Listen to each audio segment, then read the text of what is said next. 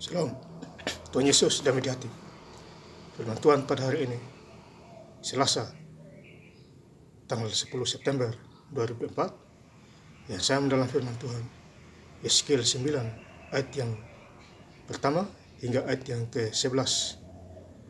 Lalu aku mendengar dia berseru dengan suara yang nyaring, maju kemari hai yang harus menjalankan hukuman atas kota ini, masing-masing dengan alat pemusnah di tangannya. Ayat yang ke-11, lihat orang yang berpakaian lenan itu dan yang mempunyai alat penulis di sisinya memberikan laporan, katanya, aku sudah kerjakan seperti engkau perintahkan kepadaku. Demikianlah firman Tuhan. Bapak Ibu saudara-saudara sekalian saya cinta dalam Tuhan Yesus Kristus, ya. Firman Tuhan hari ini menjumpai kita semua, ya, di Selasa tanggal 10 September 2004. Yeskiel 9 ayat yang pertama, lalu aku mendengar dia berseru dengan suara nyaring, majulah kemari hai yang harus menjalankan. Ya, jadi ada perseruan di situ, berseru, ya. Ada penghukuman di kota ini, di kota itu, masing-masing dengan alat pemusnah di tangannya. Ya. Jadi ada penghukuman di kota, ya. Jadi berserulah mereka, ya, karena dihukum, ya. Jadi kalau ada orang yang bersalah akan dihukum, ya, setimpal dengan perbuatannya, ya. Mereka berseru, mereka berteriak, ya, mati sia-sia, ya. Bapak saudara, mendengar dia berseru dengan suara yang nyaring, maju kemari hai yang harus menjalankan hukuman atas kota ini, ya. Jadi ada penghukuman di situ. Kita sebagai manusia kalau kita bersalah tentu ada penghukuman, ya, secara langsung dan tidak langsung, karena Tuhan pantau kita dari atas ke bawah. Mata Tuhan ada di mana-mana, dia memantau kita, ya. Yang berbuat baik, berbuat jahat, dia lihat, ya, Bapak saudara, ya. Jadi makanya Galatia 6 ayat yang ke-7, Allah tidak bisa dipermainkan, ya. Apa yang kamu tahu, kamu yang menuai, ya. Jadi Allah tidak bisa dipermainkan, ya. Jadi ada penghukuman di situ, ya. Jadi bagi siapa yang tidak takut akan Tuhan, ya,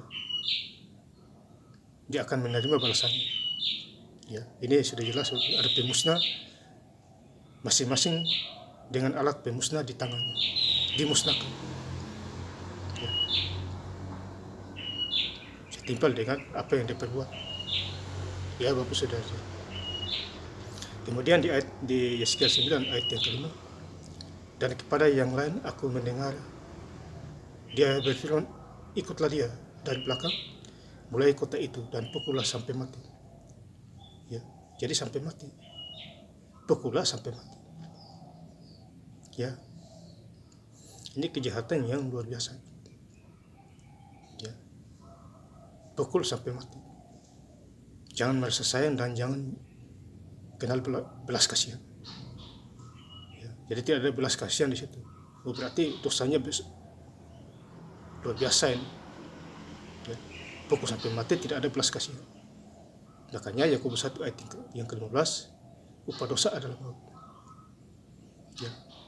Banyak bikin dosa, lahirlah maut, ya. Jadi ini Injil Yeskiel 9 ini luar biasa hari ini, mengingatkan kita semua, khususnya Selasa tanggal 10 September 2024, ya, ada penghukuman, ya. Kemudian kita baca di Yeskiel 9 ayat yang ke-10, karena itu aku juga tidak akan merasa sayang dan tidak akan kenal belas kasihan, kelakuan mereka akan kutimpakan atas kepala mereka, ya. Kelakuan mereka, perbuatan mereka, Tuhan jijik semua itu, ya, dan akan dimusnahkan. Ya. Makanya Matius 3 ayat yang kedua, bertobatlah sebab kerajaan Allah sudah dekat. Ya. Jadi kalau belum bertobat, ya tentu dimusnahkan. Ya, Bapak Ibu Saudara. Sekali lagi Tuhan itu dia ada di mana-mana. Ya. Kita bikin dosa terang-terang terhadap manusia, tidak takut akan Tuhan, itu hukumannya double. Ya. Karena di mata manusia bikin dosa dilihat, belum lagi Tuhan. Jadi penghukumannya double, luar biasa penghukumannya. Ya. Kecuali kalau manusia tidak lihat, cukup Tuhan lihat. Ya. Itu belum double itu. Ya. Jadi ada orang yang tidak takut Tuhan itu biasanya begitu, bikin terang-terang dosanya. Nah, nanti hari ini bikin dosa terang-terangan, ya tidak lama-lama dia akan kena hukuman. Ya, jadi baca firman harus mengerti. Tuhan bicara lewat firman-Nya. Firman Tuhan adalah suara Tuhan. Ya, jadi kita baca dan kita harus mengerti. Yeskiel 9 ayat yang ke-11 ayat yang terakhir. Lihat orang yang berpakaian lenan itu yang mempunyai alat penulis di sisinya, memberikan laporan, katanya, aku sudah kerjakan seperti engkau perintahkan kepadaku. Jadi kita harus mengerjakan apa yang diperintahkan Tuhan kepada kita. Berdoa, ya. Kita harus berdoa. Baik diri kita, orang lain. Ya, kabarkan firman Tuhan. Ya, dimanapun kita berada. Tuhan pasti menjaga kita. Ya, karena di dalam diri kita ada kuasa Roh Kudus. Jadi di dunia ini cuma hanya ada 3 suara, Bapak Saudara. Ya, suara Tuhan Roh Kudus, suara setan, dan suara manusia. Jadi suara-suara apa yang datang kita tahu. Oh, ini suara apa? Ya. Bikin jahat itu suara setan. Tidak takut dosa itu suara setan. Ya. Kalau suara manusia lagi lain lagi. Dia mengerti, dia ada kesadaran. Ya. Itu suara manusia, Bapak Saudara. Ya, kalau suara Roh Kudus lagi lain lagi. Berdoa, ya. Baca Alkitab, kabarkan firman Tuhan. Ya. Doain orang sakit. Itu suara Roh Kudus. Ya, jadi kita harus paham di antara 3 suara.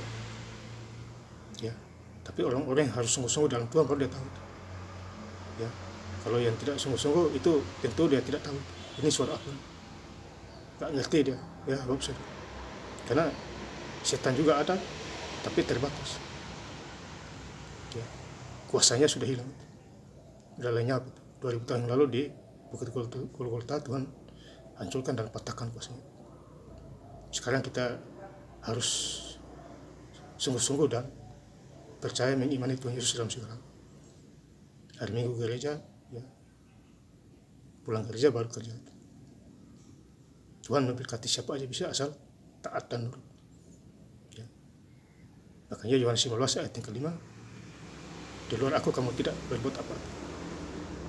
Yeremia 17 ayat yang ke-5, terkutuklah orang yang mengandalkan dirinya sendiri atau manusia.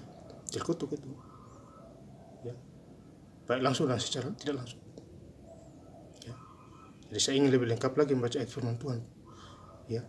Di Yeskiel 9 ayat yang pertama hingga ayat yang 11. Lalu aku mendengar dia berseru dengan suara yang nyaring, maju kemari hai yang harus menjalankan hukuman atas kota ini, masing-masing dengan alat pemusnah di tangannya. Lihat orang yang berpakaian lenan itu dan yang mempunyai alat penulis di sisinya, memberikan laporan, katanya, aku sudah kerjakan seperti engkau perintahkan kepadaku. Terima kasih. Tuhan Yesus Kristus memberkati. Haleluya. Amin.